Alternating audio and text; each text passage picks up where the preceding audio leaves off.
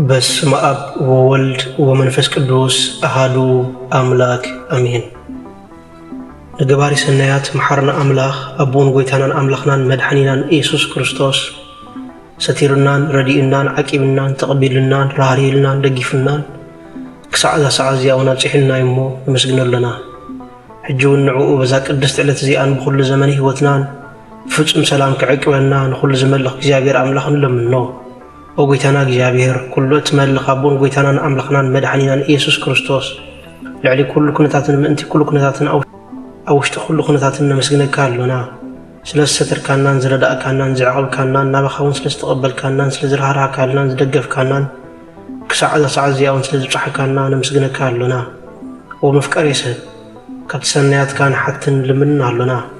ነዛ ቅድስቲ ዕለት እዚኣን ኣብ ኩሉ ዘመን ህይወትናን ንዓኻ ብምፍራሕ ብፍጹም ሰላም ክንፍጹም ሃበና። ኩሉ ቅንዓት ኩሉ ፈተናን ኩሉ ግብሪ ሰይጣንን ምኽሪ ክፉኣት ሰባትን ሕቡኡን ግሁድን ዝኾነ ምላዓል ጸላእን ኦ ጎይታይ ካብ ኣርሕቕ፣ ካብ ኩሉ ህዝብኻ እውን ኣርሕቕ፣ ካብዚ ቅዱስ ቦታኻ እውን ኣርሕቕ። ኩሉ ሰናያትን ዘድሊ ነገር ዓድለና። ምኽንያቱ ንስኻ ኢኻ ተመነልዕን ቅርቢትን ኩሉ ሓይሊ ጸላእን ክንረግፅ ስልጣን ዝሃብካና። ካብ ኩሉ ክፍኣ ድሕነናን ባልሃናን እምበር ናብ ፈተና ይትእትወና። በቲ ሓደ ወድኻ ጎይታናን ኣምላኽናን መድኃኒናን ኢየሱስ ክርስቶስ ምእንቲ ፍቕሪ ሰብ ኢሉ ብዝገበረ ጸጋን ምሕረትን ምሳኻ ማዕረም ዝኾነ ዋሃቢ ህይወት መንፈስ ቅዱስን ክብርን ግርማን ውዳሴን ኣምልኾን ብሕብረት ምጽኡናትካ እዩ ሎምን ኩሉ ሰዓን ንዘለዓለም ዓለም ኣሜን። ስለ ቃላቱ ስም እግዚኣብሔር ኣምላኽና በኣና ብድኹማት ባህረቱ ይኽበር ይመስገን። እግዚአብሔር አምላክ በደልናን ኃጢአትናን ከይተመልከተ በድጋሚ በቃላቱ ክንጻናናዕ በቃላቱ ክንፍወስ በቃላቱ ክንሃድእ ስለዝፈተወን ስለዝፈቀደን ክብርን ምስጋናን አምልኾን ውዳሴን ስግደትን ንዕኡ ንበይኒ ይግባእ። ንሱ ኣተጸዋዓሉ ካብ ዘይትፍለ ቅድስተ ቅዱሳን ንጽሕተ ንጹሃን ኣቁራሪተ መዓት ናይ ሓዲስ ኪዳን ኩርቤል ዝኾነት ኣዲና ቅድስቲ ድንግል ማርያም ነቲ ኣማናዊ ዝኾነ መግቢ ህይወት ነቲ ኣማናዊ ዝኾነ መስተ ህይወት ስለ ዝሃበትናን ዝወለደትልናን ወዳ ጎይታናን መድኃኒናን ኢየሱስ ክርስቶስ ብዘኽበራን ብዘፍቀራን መጠን ክብርን ምስጋናን ንዓይኹና። ኩሎም መላእክቲ ነቢያት ሐዋርያት ጻድቃን ሰማዕታት እግዚአብሔር አምላክ ብዝሃቦም ክብርን ማዕርግን ይኽበሩን ይመስገኑን። ዝኸበርኩም ህዝበ ክርስቲያን ከመይ ኣለኹም ከመይ ቀኒኹም? ናይ ሎሚ መዘራረቢ ኣርእስትና ኣብ መዝሙረ ዳዊት ምዕራፍ 131 ዘሎ ኃይለ ቃል መሰረት ብምግባር ክንመሃር ኢና። እቲ ኃይለ ቃል ከምዚ ይብል፣ ንነፍሰይ ኣህዳእክዋ ስቐበልክዋ ይብል። ስለ ቃላቱ ስም እግዚአብሔር ኣምላኽና ይኽበር ይመስገን። ናይዚ ትምህርቲ እዚ ዋና ዓላማ ኣብ ዝተፈላለየ ቦታ ኮይንና እንጭናቕ ዘለና ኣብ ዝተፈላለየ ቦታ ኮይንና እንህወኽ ዘለና ኣብ ዝተፈላለየ ቦታ ኮይንና እንርበጽ ዘለና ደቂ ሰባት ህዳኣት መታን ክንረክብ እዩ። እግዚአብሔር አምላክ መንፈስ ቅዱስ ህዳኣቱ ይዓድለና። ኣብዚ ዓለም ብዙሕ እናደለናዮ ግናኸ ክንመልሶ ዘይንኽእል ነገራት ካብ ኢድና ክንፊ ኣውፂኡ ክበርር ከሎ ንሪኦ ኣለና።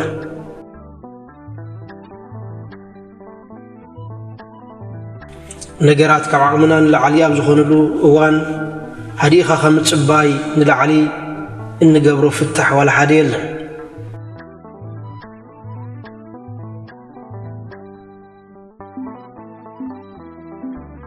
ህዳኣት ካብ ልብና ዝምንጩ ናይ ነፍስናን ናይ ስጋናን ዕረፍቲ እዩ። ህዳኣት ናይ ነፍስን ናይ ስጋን ልምላሜ እዩ። ህዳኣት ኣብ ጫውጫውታ ከተማ ዘሎ ዕረፍቲ ኣብ ዕሙር ኩናት ዘሎ ሰላም እዩ። ህዳኣት መእሰር ናይ ኩሉ ድኻምናን ውጥናን ራእይናን እዩ ወገናተይ። ህዳኣት ንማዕበልን ንንፋስን ዝስዕር ናይ ውሽጥና እምነት ናይ ከባቢና ውሕስ ሰላም እዩ ወገናተይ። ዓለም እትናወፅ ዘላ ህዳኣት ብዘይብሎም መርሓት እያ። ዓለም እትናወፅ ዘላ ሰላምን ጸጥታን ብዘይብሎም መርሓት እያ። ሓዳር ዝፈርስ ዘሎ ሰላምን ጸጥታን ብዘይብሎም ተጻመድቲ እዩ። ህዳኣት ናይ ገነት ምሳሌ ናይ መንፈስ ቅዱስ ህያብ እያ። ህዳኣት ናይ ጥዕና ምንጪ ናይ ምርዳእ ቀመር እያ። ህዳኣት ናይ ተፈጥሮ ሕጊ ናይ ፈጣሪ እውን ዕላማ እያ። ዕላማ እግዚአብሔር ኣብ ደቂ ሰባት ብህድኣትን ብፍቕርን ሰባት መታን ክነብሩ እዩ። ስለዚ ሃዲእና ክንነብር ይግባአና። ነዚ ድማ ዘማራይ ልበ ኣምላኽ ቅዱስ ዳዊት ኣብ መዝሙሩ ዳዊት ምዕራፍ 131 ንነፍሰይ ኣህዳእክዋ ስቓበልክዋ ነፍሰይ ከምቲ ጥዋድዩ ዝሓደገ ህፃን ኣባይ ከምኡ እያ። ኣብ ዓብይን ልዕልን ዝበለ ነገር ኮንቲ ነገር ዓይነይ ኣይተመልከተን ብምባል ይነግረና። ስለዚ ወገናተይ ኣብዚ ሰዓት እዚ እውን ናይ ናብራና ኩነታት እንዳረኣና ናይ ካልኦት ሰባት ናብራ እንዳረኣና ህይወትና ኣብ ምርባሽ ህይወትና ኣብ ውድድር ህይወትና ኣብ ጭንቀት ህይወትና ኣብ ዝተፈላለየ ወልፍታት ዘእተና ሰባት ኣለና። ነገር ግን ክንሃድእ ይግባአና። ከምቲ ኣብ ሕቑፉ ኣዲኡ ጸጥ ኢሉ ዝድቅስ ህፃን ከምኡ ክንሃድእ ይግባአና። ልበ ኣምላኽ ዘማራይ ዳዊት ኣብ ዘመነ ህይወቱ ብዙሕ ነገር ኣጋጠሙ። መሊኮል ሰበይቱ ኣብ ልዕሊኡ ንዕቐት ኣርኣየት። ዝፈትዎ ወዱ ኣቢሴሎም ኣብ ልዕሊኡ ምስ ዓመፀ ጸጥ ክብልን ክሃድእን ዳኣ ዝመረፀ እምበር ክርበሽን ዝተፈላለዩ ሕማቕ ውሳኔታትን ክወስንን ኣይደለየን። ንሱ ንሰላም ክስለፍ እንከሎ ጸላእቲ ግና ንኹናት ይዳለዉ። ንሱ ብፍቕሪ ዓይኒ ክጥምቶም እንከሎ ንሶም ግና ብዓይኒ ጽልኢ ይጥምትዎ። ካብቶም ዝፈትዎምን ዘፍቅሮምን ሰባት ጽቡቕ ነገር ሰኣነ ኣዒንቱ ናብ ኣኽራን ናብ ዝቐርቦ ሰባት ዓለዓለ።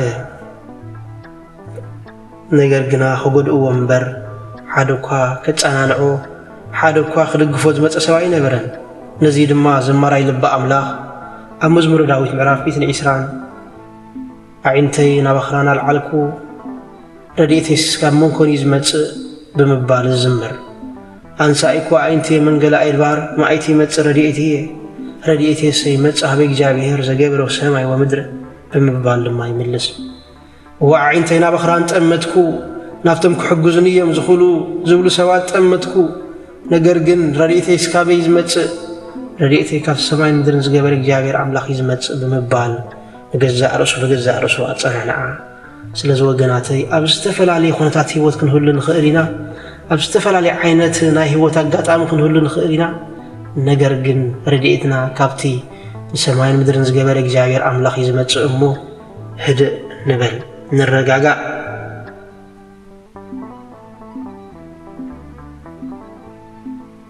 ኣብ ምሳሌ ምዕራፍ 17 ፍቕዲ 1 ከምዚ ዝብል ይለቀል ኣሎ። ካብ ሕሩድ ዝመልኦ ቤት ምስ ቆዮቓስ ንቕፅቲ ቁራስ ምስ ህድኣት ትበልጽ ይብለና። እወ ካብ ሕሩድ ዝበዝሖ ቤት ምስ ቆዮቓስ ንቕፅቲ ቁራስ ምስ ህድኣት ትበልጽ ይብለና። ወገናተይ ሎሚ ኣብ ቤቶም ሃብቲ ዘለዎም ግናኸ ኣብ ቤቶም ጭቕጭቕ ዘይዕርፍ ብዙሓት ሰባት ኣለዉ። ሎሚ ኣብ ቤቶም ዝተፈላለዩ ጸጋታት ዘሎ ግናኸ ሰላም ዘይብሎም ሰባት ኣለዉ። ስለዚ ወገናተይ ካብዚ ዝበልጽ ግና ቁራስ እንጀራ እንዳበልዓኻ እንኳ ሰላም ምህላዊ ቁራስ እንጀራ እንዳበልዓኻ ብህድኣት ምንባር እዩ። ዘድሊ ሓደ ነገር እዩ ብህድኣት ምስ ጎይታ ምንባር ወገናተይ። ስለዚ ነዚ ድማ ጥበበኛ ሰሎሞን ኣብ ምሳሌ ምዕራፍ 17 ፍቕዲ 1 ካብ ሕሩድ ዝመልኦ ቤት ምስ ቆዮቓስ ንቕፅቲ ቁራስ ምስ ህድኣት ትበልጽ ዝብለና። ስለዚ ወገናተይ ህድኣትና ክንቆፃፀር ይግባአና። ሰላምና ክንሕሉ ይግባአና ወገናተይ። ጸጥታና ክንሕሉ ይግባአና ወገናተይ። እንተዘይኮይኑ እዚ ዓለም እዚኣ ዝህድእ ነገር የብላን። ኩሉ እንሪኦ ነገር ዘባሳጭ እዩ። ኩሉ እንሪኦ ነገር ዝዕርፍ ኣይኮነን። ስለዚ ክንሃድእ ይግባአና። ኣብ ኢሳይያስ ምዕራፍ 32 ፍቕዲ 17 ከምዚ ዝብል ይለቀል ኣሎ። ግብሪ ጽድቂ ሰላም ፍረ ጽድቂ እውን ህድኣትን ድሓን ንዘለዓለምን ክኸውን ይብለና። ስለ ቃላቱ ስም እግዚኣብሔር ኣምላኽና ይኽበር ይመስገን። ስለዚ ህድኣት ፍረ ጽድቂ ወገናተይ፣ ህድኣት ፍረ ሰላም ወገናተይ። ነዚ ድማ ነቢ እግዚኣብሔር ኣምላክ ኢሳይያስ ግብሪ ጽድቂ ሰላም ፍረ ጽድቂ እውን ህድኣትን ድሓን ንዘለዓለም ክኸውን እዩ ዝብለና። ኢሳይያስ ምዕራፍ 32 ፍቅዲ 17 ስለዚ ወገናተይ ሃዲእና ክንነብር ይግባአና።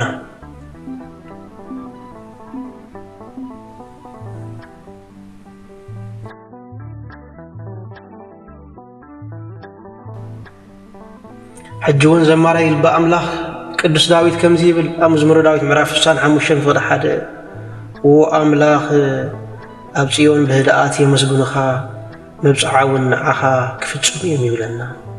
ስለ ቃላቱ ስም እግዚአብሔር ኣምላኽ ኣፍታ ቅድስቲ ዝኾነት ጽዮን ቤት መቕደስ ኣምላኽ ብህድኣት የመስግኑኻ መብጽዖም እውን ክፍጽሙ እዮም ይብለና። ወገናተይ ኢሎም እኮ ዝኣተናየ መብጽዓ ዘይንፍጽም ዘለና ኣምላኽ ዝገበረልና ውዕለት ዘይንዝክር ዘለና ስለዚ ሃዳእና እዩ እምበር እግዚአብሔር ኣምላኽ ብዙሕ ተኣምራት ኣብ ቤትና ገይሩልና እዩ። እግዚአብሔር ኣምላኽ ብዙሕ ተኣምራት ኣብ ህይወትና ገይሩልና እዩ። ግና ህድእ ብምባል ነትሱ ዝገበሮ ህይወት ህድእ ብምባል ነትሱ ዝወዓለልና ውዕለት ነትሱ ዝፈጸመልና ምድሓን ክንጥምት ይግባአና። ነዚ ድማ ቃል እግዚአብሔር ኣምላኽ ንቃለይ ክሰምዕ ዝደሊ እንተሎ ብህድኣት ይቀመጥ ዝብለና። ቃል ኣምላኽ ንምስማዖን እንኳ ህድኣት የድሊ ወገናተይ፣ ዕረፍቲ የድሊ ወገናተይ፣ ሓሳብካ ምስብሳብ የድሊ ወገናተይ። ስለዚ ህድኣት የድልየና ኣሎ ወገናተይ።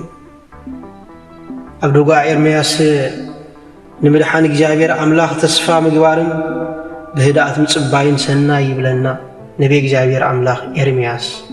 ስለዚ ወገናተይ ንምድሓን እግዚአብሔር ኣምላኽ ተስፋ ምግባርን ብህድኣት ምጽባይን ሰናይ ጥዑምን ወገናተይ ክንሓድእ ይግባአና። ንእግዚአብሔር ኣምላኽ ካብታ ንነብረላ መሬት ንላዕሊ ካብታ ንረግፃ መሬት ንላዕሊ ክንኣምኖ ይግባአና ወገናተይ። ብህድኣት ክንጽበዮ ይግባአና ወገናተይ። እንተዘይኮይኑ ሎሚ ንሪኦ ነገር ኣዝዩ እስካሕክሕ ኣዝዩ ናብ ሕማቕ መገዲ ዝወስድ ነገራት ጥራይና ንርኢ ዘለና። ስለዚ ክንሓድእን ክንዕርፍን ይግባአና። ሰብ ክዕርፍ ዝኽእል ብቃል እግዚአብሔር ኣምላኽ እዩ። ሰብ ክዕርፍ ዝኽእል ብምድሓን እግዚአብሔር ኣምላኽ እዩ። ሰብ ክሓድእ ዝኽእል ብቃል ኣምላኽ ወገናተይ። ስለዚ ክንሓድእ ይግባአና። ሕጂ እውን ሐዋርያ ቅዱስ ጳውሎስ ኣብ ጋላትያ ምዕራፍ 5 ፍቅዲ 22 ስለ ህድኣት ክዛረብ እንከሎ ከምዚ ይብል፣ እቲ ፍረ መንፈስ ቅዱስ ግና ፍቕሪ፣ ሓጎስ፣ ዕርቂ፣ ዓቕሊ፣ ለውሃት፣ ህያውነት፣ እምነት፣ ህድኣት ይኣኽለኒ ምባል እዩ ይብለና። ስለዚ መንፈስ ቅዱስ ኣብ ልዕሊና ከም ዝወረደ መረጋገፂ እግዚአብሔር ኣምላኽ ምሳና ከም ዘሎ መረጋገፂ ሓደ ካብቶም ፍረ መንፈስ ቅዱስ ዝኾነ ህድኣት እሞ እግዚአብሔር ኣምላኽ ህድኣት ክህበና ወትር ግዜ ክረጋጋአና ወትር ግዜ ኣብኡ እምንተና ክንገብር ብጸሎት ክንልምኖ ይግባአና። ከመይ ፍረ ጽድቂ ፍረ መንፈስ ቅዱስ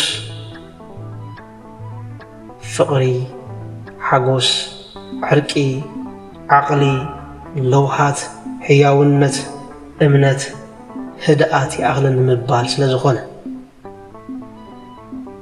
ኣብዚ እዋን እዚ ጎዲልና ዘሎ ኣብዚ እዋን እዚ ካባና ጠፊኢ ዘሎ ነገር እንተሃልዩ ህድኣት እዩ፣ ዘይምረግጋእ እዩ ወገናተይ። ክንረጋጋእ ይግባአና። ዝመፀ ይምፃእ፣ ዝኸደ ይኺድ ብዘየገድስ ንሕና ግን ክንረጋጋእ ይግባአና ወገናተይ። ኣብ ቀዳማይ ጢሞቴዎስ ምዕራፍ 2 ካብ ፍቅዲ 8 ክሳብ 11 እንተሪእና ሐዋርያ ቅዱስ ጳውሎስ ስለ ሰብኣይን ሰበይትን ይዛረብ። እቶም ሰብኡት ሓዲኦም ኢዶም ዘርጊሖም ናብ ኣምላኽ ብጸሎት ክልምንዎ እደሊ ኣለኹ ይብለና። እተን ኣንስቲ እውን ንጎይታ ብዝሕጉስ ህድኣት ንሰብኡተን ክእዘዛ እጽዋዕ ኣለኹ ይብል። ስለዚ ወገናተይ ህድኣት ንኹላትና ዝተውሃበ እዩ። ሰብኣይ ክሃድእ ይግብኦ፣ ሰበይት እውን ክትሃድእ ይግባእ። ብዘይ ህድኣት ቤት ፈራሲ እዩ። ብዘይ ህድኣት ሃገራት ፈረስቲ እየን። ብዘይ ህድኣት ዓለማት ፈረስቲ እየን ወገናተይ። ሎሚ ብዙሓት ሃገራት ዝብፅበፃ ዘለዋ سلام سيئنا نزلوا هدأت بزي بلوم مرحة سلز مرحة لومي بزح بيت أمنة زبط زلوا هدأت بزي بلوم أقرقلتي هدأت بزي بلوم أمنتي سلز تمل أي وقناتي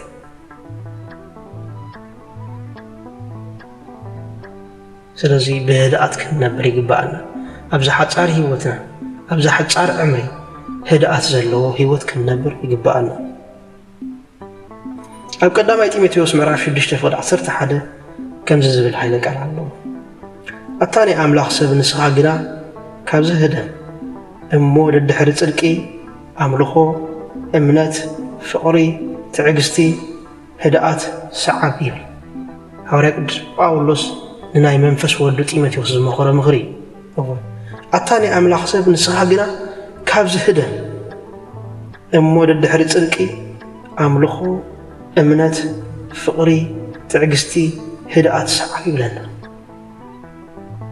هوريك قدس باولوس سلا ناي مودعتها زمن زمتصو سبات كزاربن كله فتوت نفسهم تفخنا انتي عبيات زي ما سو فقر ولد زي ولهم إلو تقسم كله مودعتها قن انتاي بلو نسخا قن كابز هدن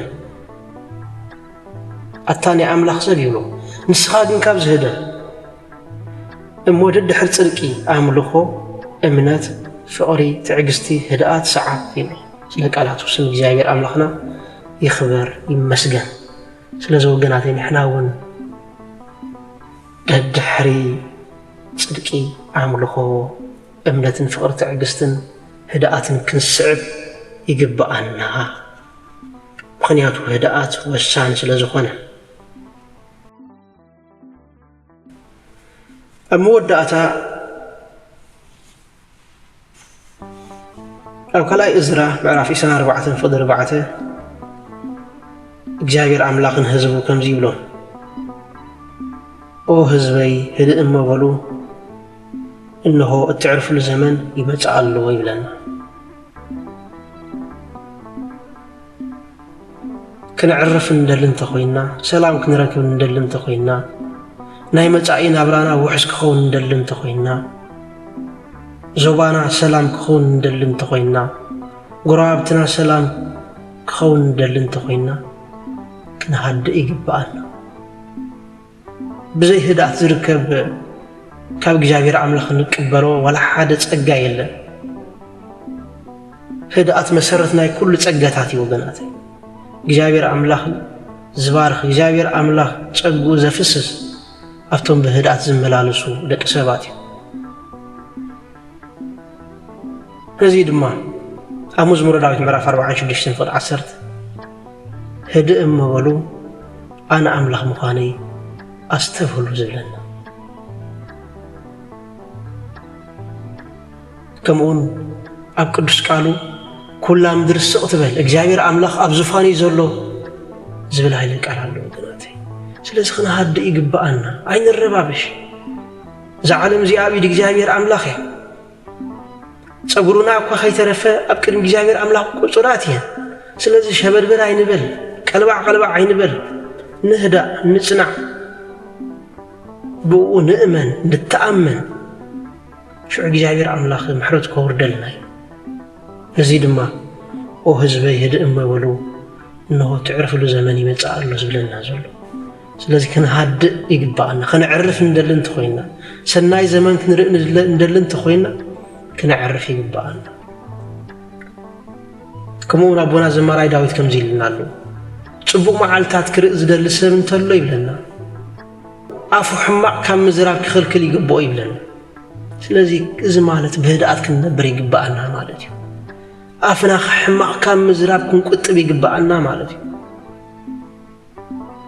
سلازي وقاناتي لو مزد لنا زلو لو مسيئنا يزلنا بهدأت من باريمو جابير أملاخ من فسق الدوس بهدأت كنبر بهدأت كنصبيو بهدأت كابز عالم زي أخنا حلف يدقفنا نزنا برنا قزيه باريخون قديسن سلا ذهبنا كبر المسقانام أملخون وداسين سقدتن نعقو نبيني قباء وسبات لقزي أبير